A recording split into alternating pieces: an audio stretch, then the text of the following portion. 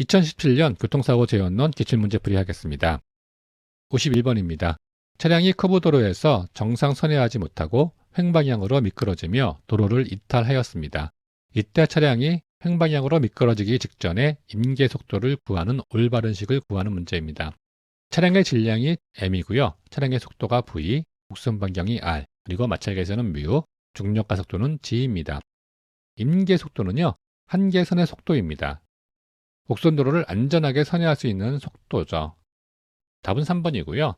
원 운동시 가속도 a는요, r분의 v의 자승이죠. 그리고 횡마찰력 시 가속도는요, a는 μg입니다. 원심력도 힘이죠. 그래서 F는 ma입니다. 그래서 m 곱하기 a니까요, m 곱하기 r분의 v의 자승이 됩니다. 그리고 횡마찰력도 힘이죠. 마찬가지로 F는 ma입니다. 그래서 질량 곱하기 μg가 되겠죠. 그래서 FF는요, mμg가 되는 사항입니다. 그러면 한계선의 속도의 조건은요, 횡마찰력이요, 원심력보다 크거나 같을 때 안전하게 주행할 수 있겠죠. 그래서 한계선의 속도의 최소 조건은요, 횡마찰력하고 원심력하고 같을 때입니다. 원심력이 m 곱하기 r분의 v의 자승이고요. 횡마찰력이 mμg죠. 이 두 개가 같다는 이야기입니다. 답은요, 3번이 되겠습니다. 다음 52번입니다. 스키드마크를 활용한 속도 추정 방법으로 틀린 것을 고르는 문제입니다. 곡선 형태로 발생된 스키드마크는 무게중심 이동거리를 적용한다. 곡선 형태로 이동됐기 때문에요, 무게중심 이동거리로 적용하는 사항입니다.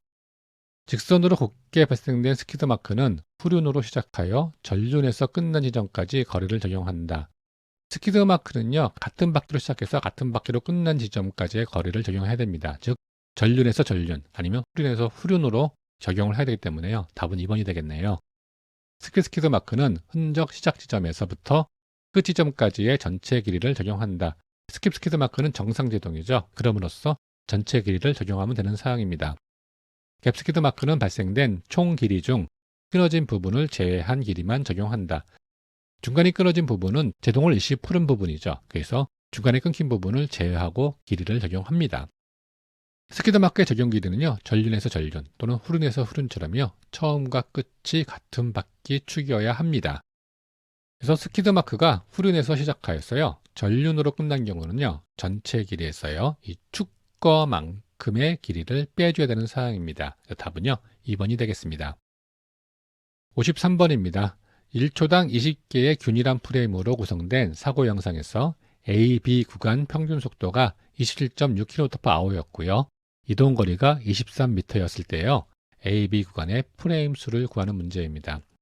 그러면요, 초당 프레임 먼저 구해야 되겠죠. 그래서 초당 프레임은요, 이게 블랙박스나 CCTV 등의 이 동영상에서 1초당 찍히는 사진 수입니다.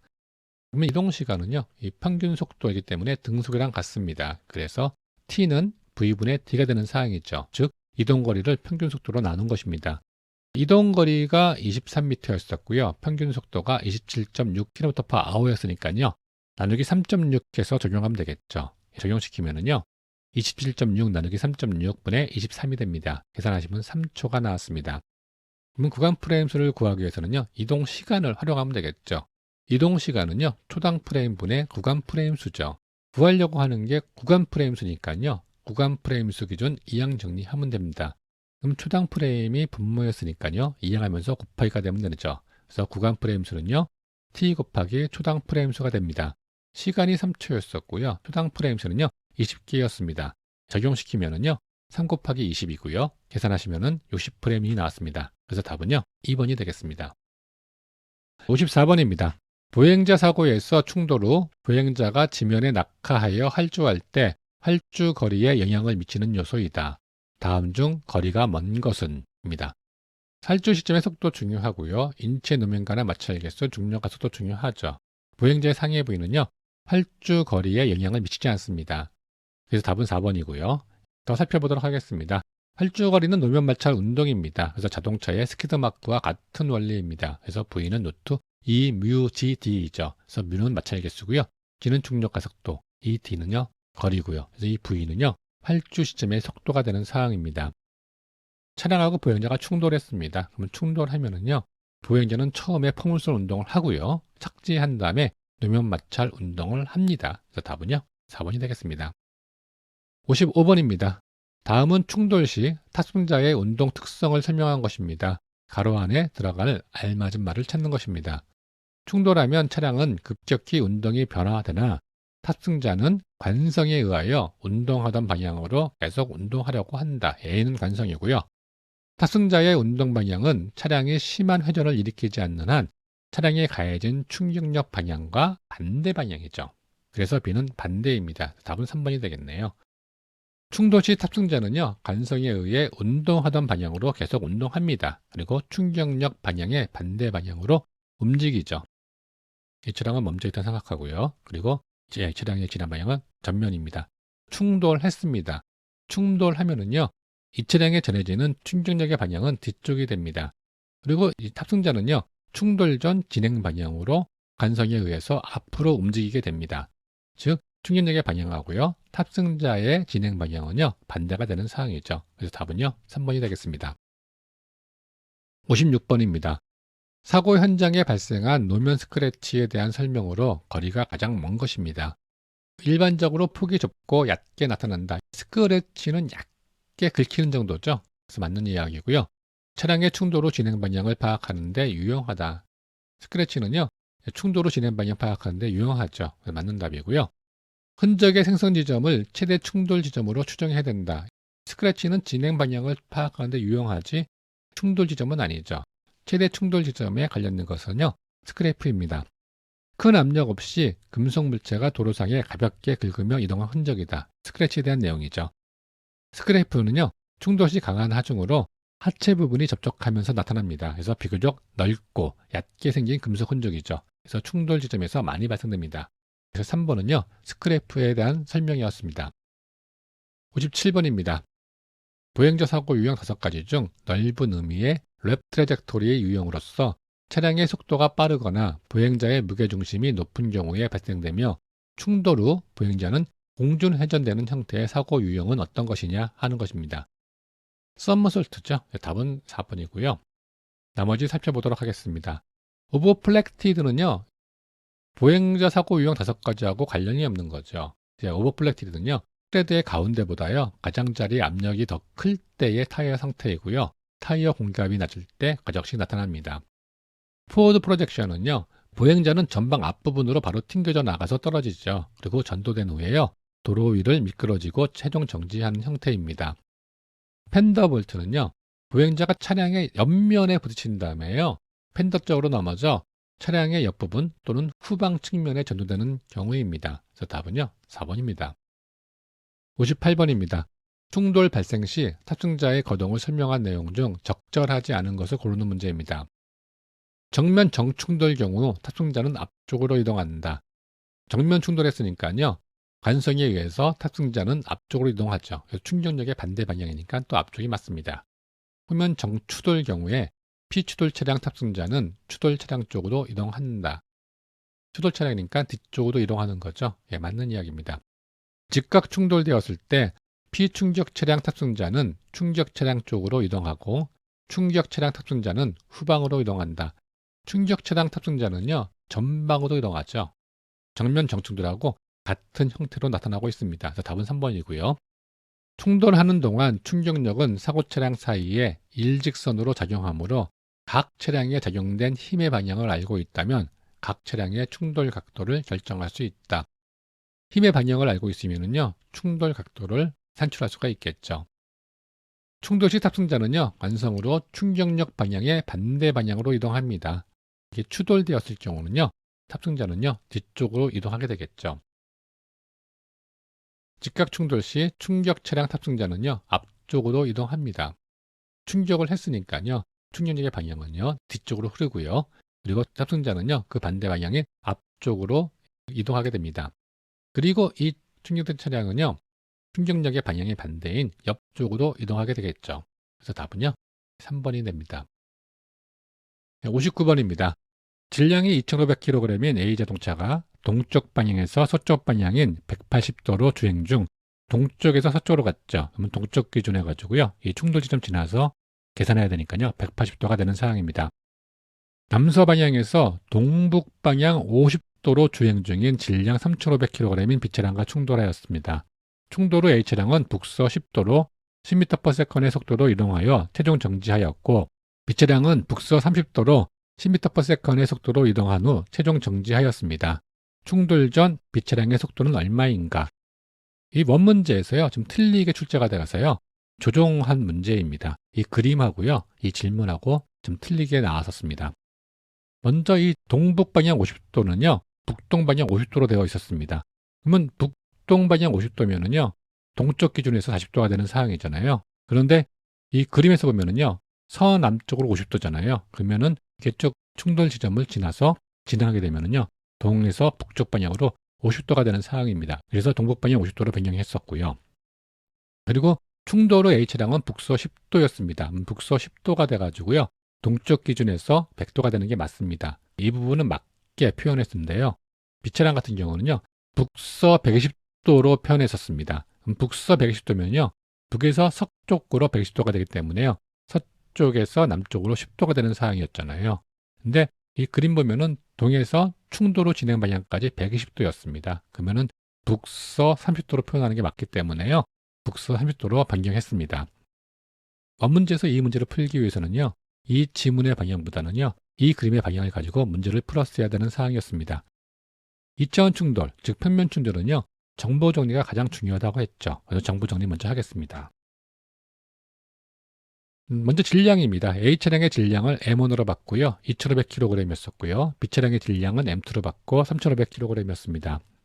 그리고 충돌의 속도는요, A 차량이 V1-로서 10m/s, B 차량은 V2-로서요 10m/s이었습니다.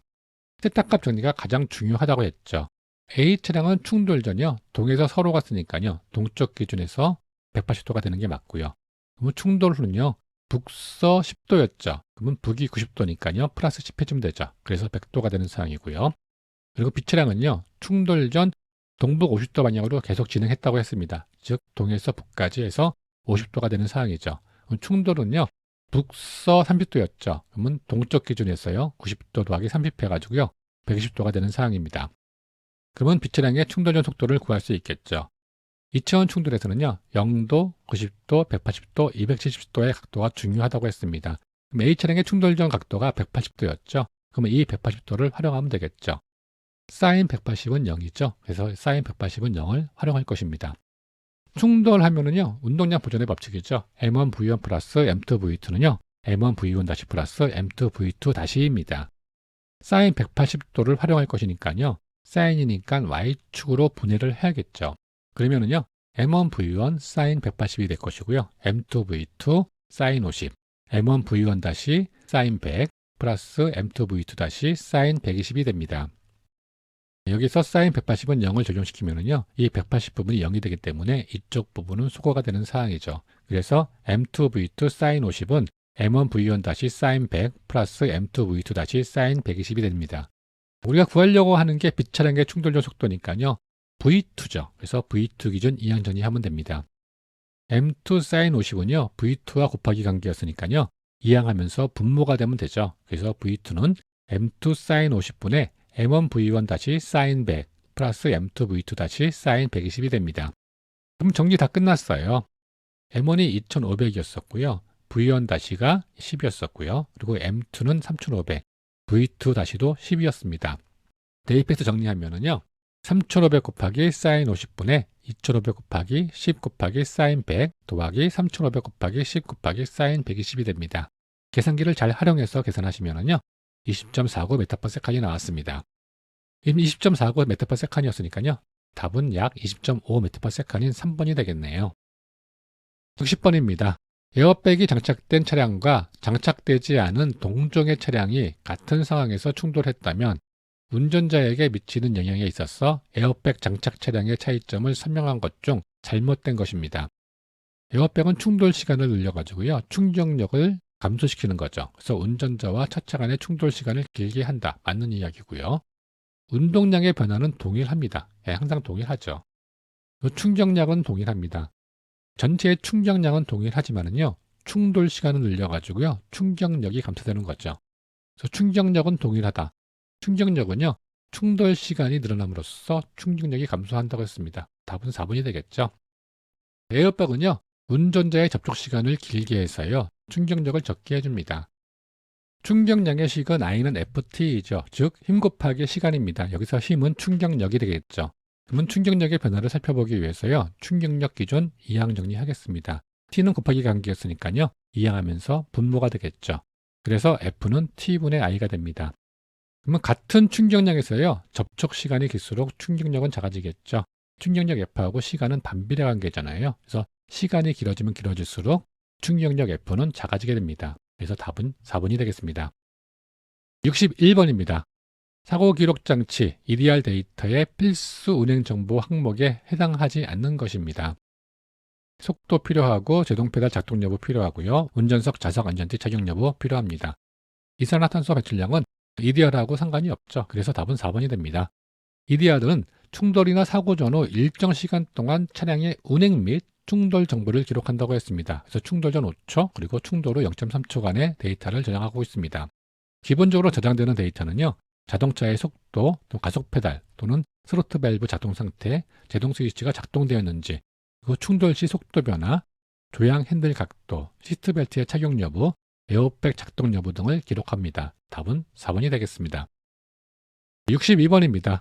세대차 사고에서 차량 속도 분석 방법과 관련이 없는 것입니다. 운동량 보존의 법칙, 에너지 보존의 법칙, 충격량은요. 차대차 사고 시 차량 속도 분석과 관련이 있는 법칙들이죠. 그러나 라플라스 법칙은 처음 보시죠. 그럼 라플라스 법칙은요. 비눗방울과 같은 얇은 탄선막인 구에서 내여의 앞차를 P로 보고요. 즉 내부와 외부의 압력 차입니다. 그리고 벽의 장력, 그러니까 풍선의 벽이 얼마큼 늘어날 수 있냐 그런 부분이죠. 그리고 구의 반경이 R일 때요. 이 T는 2분의 PR의 관계가 있는 법칙입니다. 즉 풍선에 바람을 넣었을 때요. 풍선이 터지지 않고 얼마큼 늘어날 수 있는 그런 장력을 뜻하는 것입니다. 그래서 답은요. 3번이 되겠습니다. 63번입니다. 추돌 사고의 일반적인 특징으로 옳지 않은 것입니다. 추돌 차량의 운동량 전후로 앞 차량은 가속된다. 추돌된 차량은요. 가속되죠. 그리고 추돌 차량이 급제동하면서 추돌하는 일이 많아 노즈 다운 현상으로 충돌이 되기 쉽다. 승용차는 앞부분이 무겁고요. 그리고 급제동 시 무게중심이 앞으로 이동한다고 했죠. 그래서 승용차의 앞쪽이 밑으로 내려가는 노즈 다운 현상이 발생된다고 했습니다. 추돌 차량의 운전자의 신체는 후방으로 이동한다. 추돌한 차량은요. 관성에 의해서 추돌 전 진행 방향인 앞쪽으로 이동하겠죠. 후방이 아닌 전방으로 이동합니다. 그래서 답은 3번입니다. 최초 접촉 위치와 최대 접촉 위치가 일치하는 충돌을 말한다. 즉 완전 충돌이잖아요. 정면 추돌이 되면은요. 최초 접촉 위치하고요. 최대 접촉 위치가 거의 일치합니다. 추돌 차량은요. 운전자의 신체는 관성으로 앞쪽으로 이동합니다. 추돌 차량이고요. 추돌된 차량입니다. 추돌 차량의 충전력의 방향은요. 뒤쪽으로 향하죠. 그래서 반대 방향인 앞쪽으로 가고요. 그리고 추돌된 차량은요. 충전력의 방향이 뒤에서 앞쪽으로 갑니다. 그러면 탑승자는 뒤쪽으로 이동하게 되겠죠. 답은요. 3번이 되겠습니다. 64번입니다. 다음 중 잘못된 설명입니다. U마크는 횡방향으로 미끄러지며 타이어가 구를 때 만들어지는 스카프 마크의 일종이다. 맞는 이야기죠. U마크는 임팽딩 스키드 락으로 한다. 틀린 이야기입니다. 임팽딩 스키드는요. 시작점과 끝점이 정확하게 구별되지 않는 스키드 마크죠. U마크하고 스키드 마크는 다르죠. 그래서 답은 2번입니다. 스키드 마크의 최대폭은 타이어 접지면의 폭이고요.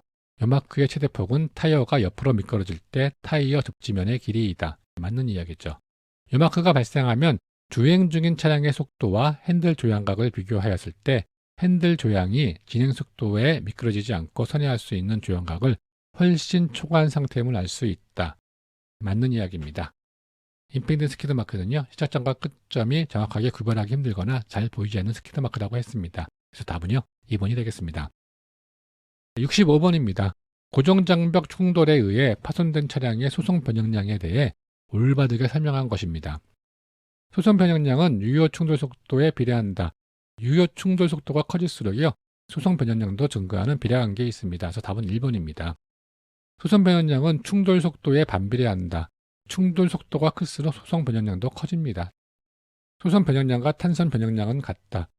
소송 변형량하고요. 탄선 변형량은 다른 사항이죠. 소송 변형량은 찌그러지는 거고요. 탄선 변형량은요. 찌그러졌다가 다시 펴지는 거니까 같을 수가 없는 사항입니다. 소송 변형량은 간접 손상의 정도이다. 소송 변형량은요. 직접 손상에 의해서 나타나는 사항이 있죠. 유효 충돌 속도가 클수록요. 소송 변형량도 커지는 비례관계에 있고요. 소송 변형은요. 유효 충돌 속도와 차체의 강성에 의해서 결정됩니다. 탄성 변형량은요, 탄성체가 변형되는 양이죠. 즉 스프링 등이요, 줄어들었다가 다시 늘려지는 그런 변형량입니다. 관절 손상은요, 직접 충격이 아닌 다른 곳에 충격이 전달되어 나타나는 손상입니다. 그래서 답은요, 1번이 되겠습니다. 66번입니다. 사고 차량이 3초 동안 감속하여 60m를 주행하였다면 처음 속도를 구하는 문제입니다. 이때 견인계수는 0.6이 주어졌습니다. 정보 먼저 살펴보도록 하겠습니다. 시간이 3초였었고요. 거리는 60m였습니다. 이때의 견인계수는 0.6이 주어졌습니다. 중력가속도 안 주어졌으니까요. 중력가속도지는 9.8m/s의 자승을 적용시키면 되겠죠. 그러면 처음 속도를 산출하겠습니다. 정보 보시면은요, 나중 속도가 없는 상황이에요. 그럼 나중 속도가 없을 때 활용할 수 있는 공식은 이 공식이죠. D는 VIT 플러스 2분의 1 AT의 자승입니다. 구하려고 하는 게 처음 속도니까요. VI 기준 이항 정리하면 되겠죠. 2분의 1 AT의 자승 자체가요, 플러스 관계였으니까 이항하면서 마이너스가 되고요. T는 곱하기 관계였으니까요, 이항하면서 분모가 됩니다. 그래서 VI는 T분의 D-2분의 1 AT의 자승이 됩니다. 분수가 두 개니까 복잡하니까요, 2분의 1을 없애주면 좋겠죠. 그러면 각 항에 곱하기 2를 해주면 됩니다. 그래서요, 2분의 1 곱하기 2는 1이 되니까요, AT의 자승만 남고요. D에다가 2를 곱해주면 2D가 되고요. T에다 2 곱해주면 2T가 됩니다. 그래서 2T분의 2D-AT의 자승이 됩니다. 그리고 여기 감속 구간이잖아요. 감속 구간이니까 A는 마이너스 FG 적용시키면 되겠죠. 적용하면은요, 2T분의 2D- FG T의 자승이 되는 사항입니다.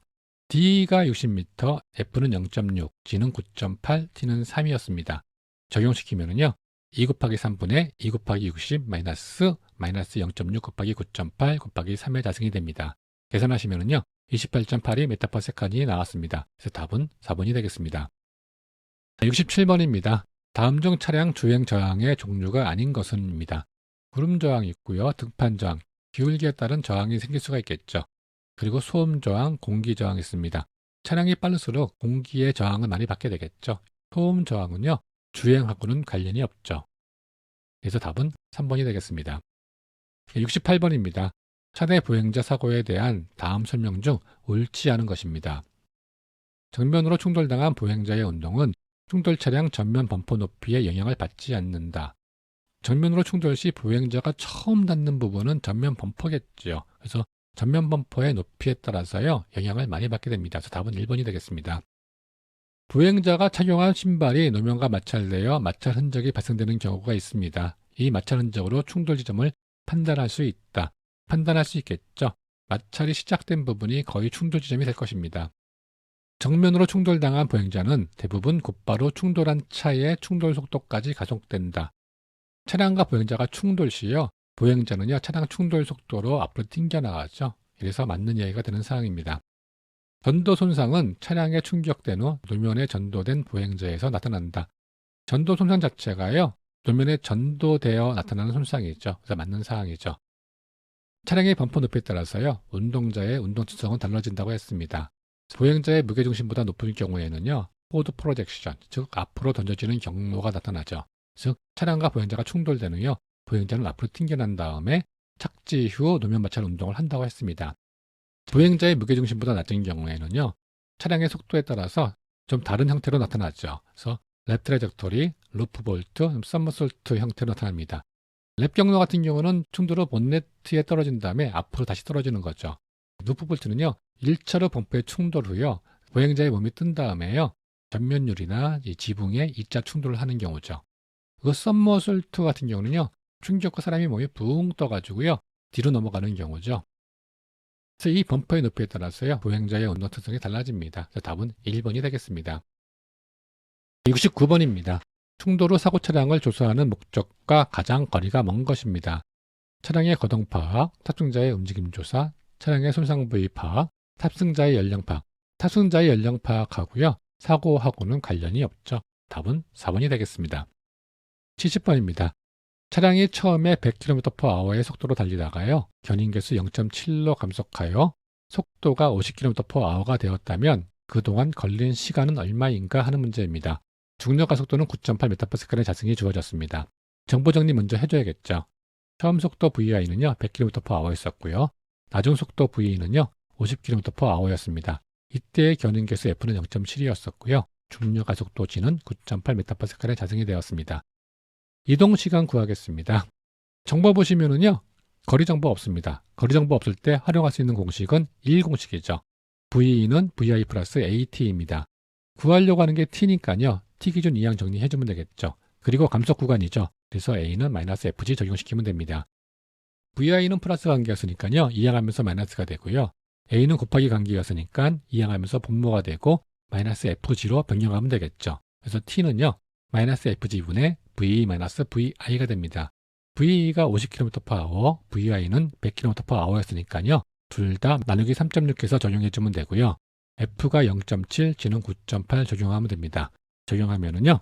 마이너스 0.7 곱하기 9.8분의 50 나누기 3.6, 마이너스 100 나누기 3.6이 되겠죠. 계산하시면은요. 2.02초가 나왔습니다. 그래서 답은요. 4번이 되겠습니다. 71번입니다.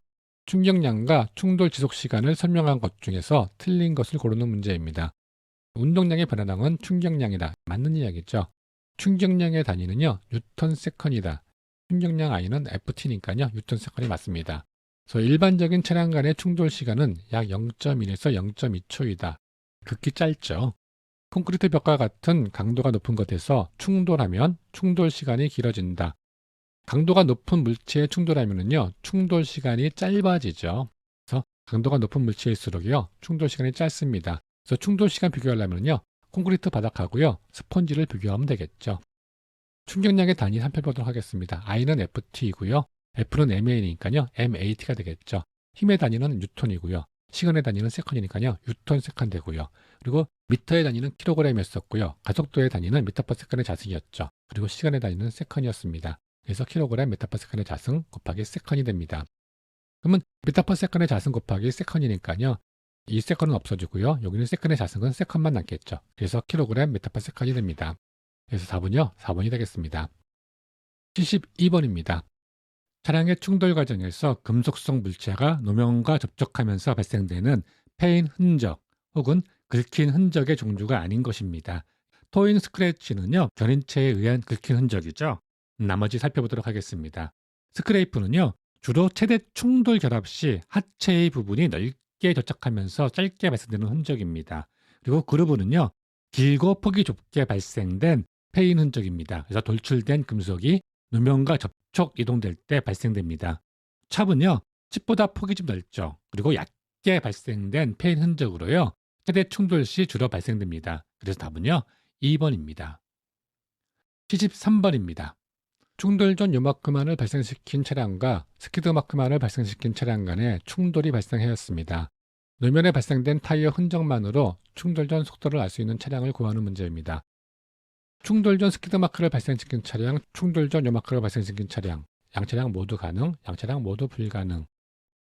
흔적만으로 충돌 전 속도 산출 조건은요, 요마크는요, 등성 요마크로서요, 횡마찰 계수 정보가 있는 경우입니다. 그리고 스키드마크는요, 마찰 계수하고요, 이동시간 정보가 있는 경우 산출이 가능합니다. 그래서 D는 VET-2분의 AT의 자승 가지고 산출할 수가 있는 사항이죠. 이 공식은 많이 사용하지 않아서 말씀드리지 않은 공식이었습니다. 낮은 속도를 산출하기 위해서는요, 낮은 속도 기준 이항 정리하고요, 감속이니까 A는 마이너스 뮤지 적용시키면 되겠죠. 그래서 VE는요, T분의 D 플러스 2분의 1 마이너스 뮤지 T의 자승이 됩니다. 2분의 1을 없애려고 하면요, 각 항에 곱하기 2 해주면 되겠죠. 그래서 2t분의 AD 플러스 마이너스 뮤지 T의 자승이 됩니다. 이 답은 원문에서 충돌적 요마크를 발생시킨 차량으로 되어 있습니다. 2번으로 되어 있는데요. 실질적으로 이 답은 좀 정확하지가 않아요. 그래서 어떻게 보면은 양차량 모두 불가한 상황으로 답을 낼 수 있습니다.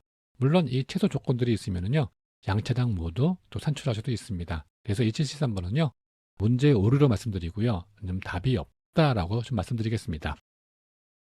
74번입니다. 구동바퀴가 노면에서 헛돌며 마찰되는 경우에 발생되는 타이어 흔적입니다. 구동바퀴에 의한 것은요, 가속 스커프 마크죠. 구동바퀴는요, 엔진에 힘이 전달되는 바퀴죠. 그래서 가속 스커프에 대한 설명이었습니다. 답은 2번이 되겠습니다. 75번입니다. 역과와 같은 거대한 위력이 작용하면 위력이 작용한 부위에서 떨어진 피부가 피부 활선을 따라 찢어진 손상은 무엇인가 하는 문제입니다. 신전 손상에 대한 내용이죠. 나머지 대해서 살펴보도록 하겠습니다. 앞좌 손상은요, 무거운 것에 깔렸을 때 나타나는 손상이에요. 앞좌라는 것이 눌린 것이잖아요. 편탄 손상은요, 차량의 충돌 시 머리가 흔들리면서 경추에 있는 손상이죠.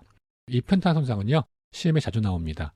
전동 손상은요, 1차, 2차 충격 후요, 바닥 또는 주변 구조물에 부딪혀 나타나는 손상이죠. 그리고 3차 손상이라고도 합니다. 그래서 답은요, 4번이 되겠습니다. 여러분도 수고 많으셨고요. 다음 시간에 찾아뵙도록 하겠습니다.